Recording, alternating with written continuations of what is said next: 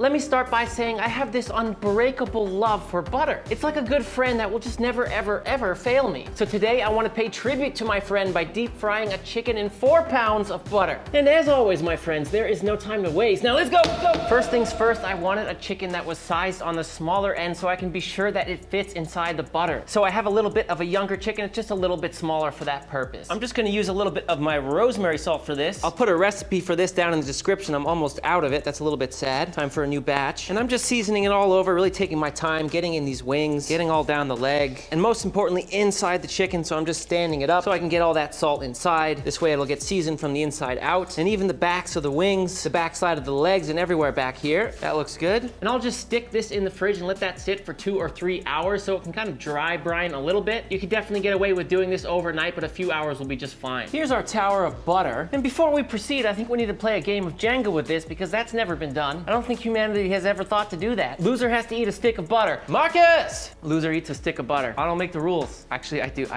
I just made the rule. All right, you start. Easy. Done. Oh my God, I kind of want to go this one. I got this. Oh, that was easy. Easy. Oh, if that had fallen. Oh, dude, what am I gonna do? You're gonna lose, No. You can't do the top, can you? It didn't drop yet. What did you even do? Oh! Dude, I don't want to do it. You lost. Why did I make this rule? Don't eat sticks of butter. Don't eat sticks of butter. This is gonna be pretty simple, but I do want some aromatics and some extra flavors to go into that butter and thus into the chicken once we're done. And so I have some shallot, some garlic, some poultry herbs, rosemary, sage, and thyme. And we're gonna use the tops of this leek to wrap up those herbs. I'll show you how to do that. It's called a bouquet garni. I don't know if I'm saying that right. It's a French thing they use in stocks, soups, braises, etc. It's an awesome thing to learn. All you need to do is take the top off of the leeks. This I'll save for another cooking purpose. I'll just trim these up a little bit. And what I'm looking for is these big pieces of leek like this right here. I'll just give these a little rinse because they're always a little bit sandy. Just lay down 2 pieces of butcher's twine, and then I'll put 2 or 3 of these pieces of leek right here like so, overlapping a little bit. And we just add our herbs. You could also put like garlic or peppercorns or whatever you want in here, bay leaf. Today I'm just gonna be doing it with the herbs, and then we just roll it up and tie it off. One on either end and one over here. It's as simple as that, and that's your bouquet garni. You can even leave one of these strings on so you can take it out easily. And if you wanted, you could even make a bunch of these ahead of time and keep them in your fridge if you do a lot of stocks and soups. This is the season for it. They're great to have on hand. Garlic and shallots, so simple. All we're gonna do is cut them in half, leave the peels on. We want our vegetables in large pieces so they don't burn by the end of this cook. Same deal with the garlic. We're just gonna slice the whole thing in half. I'm adding a little clarified butter to start. Could absolutely just use oil right there. And we'll take our halved vegetables and put them in flesh side down. Shallots and garlic, lightly golden brown.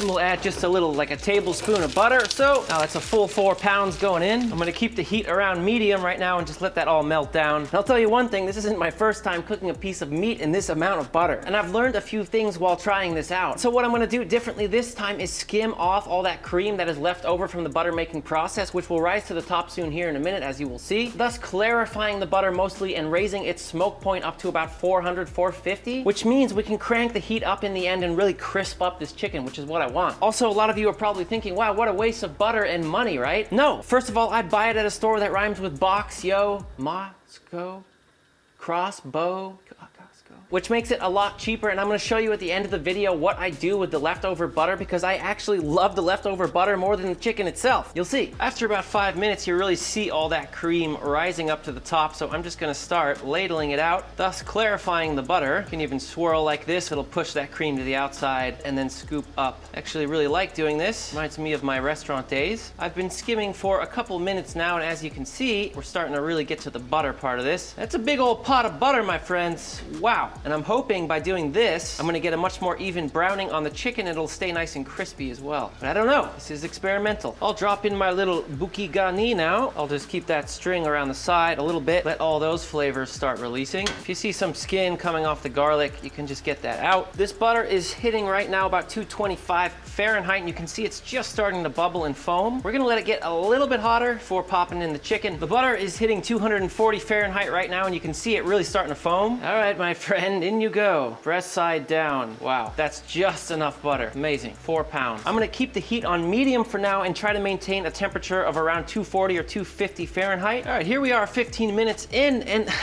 last time I did this, I took out the chicken spine so I would be sure it's submerged. As you can see, it's poking out a little bit. It's okay, I have a plan. We're gonna flip it over now. We're not done browning this, I just need to cook that back side. We'll go another 12, 15 minutes on the back side, then we're gonna crank up the heat and see how much color we can get on this chicken. It's called an experimental video for a reason. At this point, I'm gonna go ahead and remove the bouquet garni. It's done its job. All that flavor is definitely in the butter. I don't wanna burn it either, so it's coming out. It's been 10 minutes on that back side. I'm turning up the heat now to medium high. I really want this butter to start heating up, so when we flip back, we get an amazing color on the rest of the skin. There we go, 12, 13 minutes on the back. Be really careful if you actually make this, and we're gonna flip back and start browning up this skin. I might even turn it on its side like this and just kind of work with it a little bit so we get it nice and crispy all around. If I did this again, I would certainly take out the spine or buy more butter, but come on, it's insane. At this point too, my veggies are definitely cooked. I don't want to overcook them. That garlic and shallots are going to be so freaking tasty. So I'm getting them out. They're just perfectly golden brown. I mean, look at that garlic, come on. I'm also going to be using this butter to cook something else right after, so stick around for that. Look how much that butter is foaming now. It's right around 300 degrees. Let's go ahead and flip this thing on the other side. Ah, yes, good. It is browning up nicely now. Wow. Ho, ho, ho. That's insane. Oh God, it's been about 33 minutes. Wow, my skin came off a little bit right there. Don't really know how that happened, but it's okay. Well, holy cow, let's let this thing rest for at least 20 minutes. Part of what's so exciting about doing this is the leftover stuff, the butter, the garlic, the shallots, which we're gonna do something with right now, but I think we just need to taste a piece of this. Because I mean, come on, right? Ooh, how good does that look? Because it's no longer just garlic, it's got the chicken fat, the butter, all those herbs, the shallots. They've all kind of gotten to know each other a little bit. It's seriously so good. It would be amazing with some soft cheese on a cracker. Look at this shallot. It's like, that might be the best little bite of onion I've ever had. That is ridiculous. Oh, so while we have this butter out and hot, I'm putting in new potatoes. Little baby peewee potatoes, keeping the heat between low and medium. Oh, and I can't wait to try these as well. Can you imagine? Oh, we'll serve this with the chicken along with the shallots and garlic. I'll show you how to finish this up to bring a little acidity. Coming up. And these only took 12, 15 minutes. They're completely done. Poke in a little skewer like this. They're completely tender. Oh my gosh. To the potatoes, I'm adding some fresh sage, thinly sliced, and these are so hot right now that they're just gonna warm up that sage, and it's gonna kind of scent everything in there. Garlic and shallots going in, a little bit of salt. Sergeant Gilbert action, that's black pepper. Oh, and a little bit of lemon juice just to brighten things up. Bring some acidity into this. Let's just toss this all together. Unbelievable. Just season to taste. Man, these potatoes are so creamy and beautiful on the inside. Seriously, so tasty. To save your butter, let it cool down first for about 45 minutes. Then we're gonna pass it through a strainer just to get out any bits. Have fun cleaning this. I'll then just pour it in these silicone ice cube trays. And trust me when I say, this is like better than butter, better than oil, better than anything. I'm serious. Think about it. Butter, chicken fat, shallots, garlic, all the herbs. The butter has been clarified and slightly golden brown like ghee. It's just so good. Every time I made these videos, people would be accusing me of wasting all the butter, and I've been doing this with it the whole time. I'll make tamales with this, I'll make tortillas with this, I'll make roux and other sauces with this, I'll make curries with this as my fat, and on it goes. There is no limit to what you can do with this stuff. Now they go straight into the freezer, and what doesn't fit in the ice cube trays, because I only have 2, is just going in here. This one I'll keep in the fridge just for cooking. All right, let's piece up our chicken. I'll start by just taking the legs off. Find that joint. There's a leg, other leg over here. Man, find the joint, it's right there. I'm really excited about eating one of these wings. I'll take those off next. They did dry out a little bit. Wing and wing. Go ahead and take off the drum part of the wing too. It's so easy when you're breaking down a chicken just to cut in, bend, and you'll see the joint slice through. Should have done this before cooking, but in here you'll find the wishbone. It just pulled out a bunch of the meat with it. We don't really want that, but that's the wishbone out. Wow. Now let's go ahead and remove the breast. In we go, through here, and out she comes. Other one, there it is. And I'll pick all the little bits of meat off this carcass. You can even make a little light chicken stock with that once you're done. Let's slice into this breast. Ooh, whoa. You can just see that juice glistening off, and he's just squeezing out down there. Gosh, it's juicy. I don't know, something about doing this in butter, it just makes it, oh.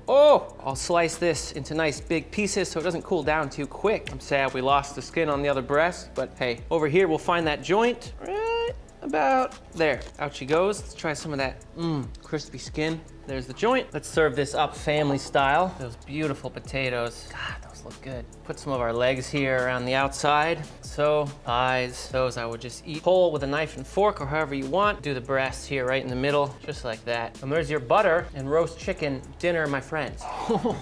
Awesome, right? Ah! Thighs are my favorite. Piece of garlic with a potato.